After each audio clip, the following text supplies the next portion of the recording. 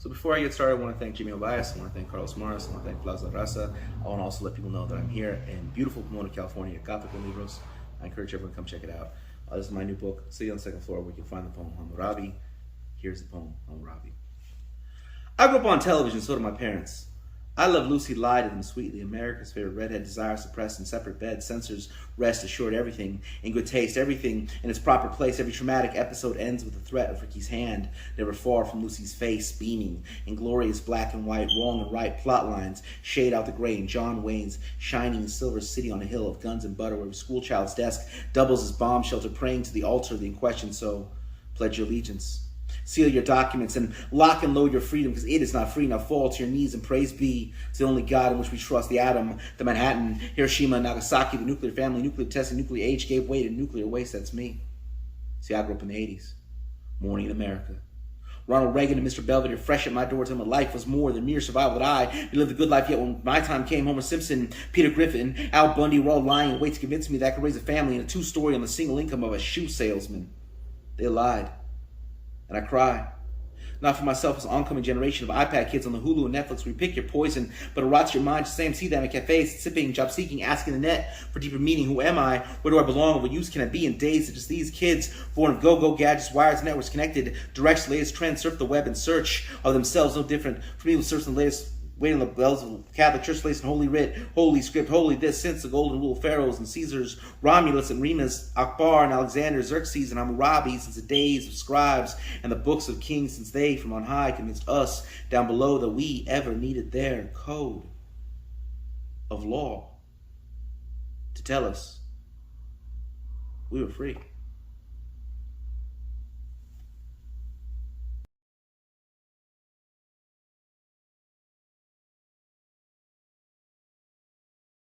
So for those who don't know, Hammurabi was a Babylonian king who was often credited as having put down the first known code of law.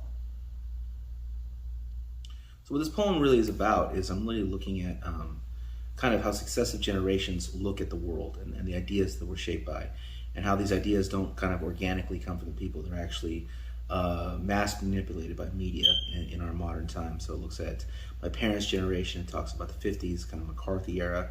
It talks about, it talks about I Love Lucy, lied to them sweetly, America's favorite redhead, desire suppressed in separate beds. It talks about John Wayne. It talks about all these kinds of Americana kind of these ideas that came out of the 50s.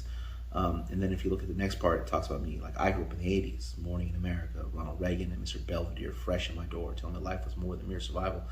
And then starts talking about like how Al Bundy was able to raise his family with a single job of a shoe salesman. How that's not really very realistic. So my story is more the story of deindustrialization, whereas my parents are looking at a post-World War II world where the economy is expanding. I'm looking at one where the world is shrinking, and yet we have the same very similar ideas about he who shall not work shall not eat type stuff. And then it goes into the next generation, people who are younger than I am, people born in, let's say, the late 90s, early 2000s, and the kind of world that they're inheriting. And there's kind of things where there's much more access to these technologies and ideas that you can kind of shape your own ideas. There's not like these big media in the same kind of way. And yet still these ideas are prevalent, and they're looking for ways in which they can connect to a world that even more than my generation are finding themselves in more precarious situations. So that's kind of what Hammurabi is back. Then it flashes back all the way back to the era of Hammurabi, and how people then were getting ideas that really were not beneficial to them. So it's really basically about a poem about ruling class ideology.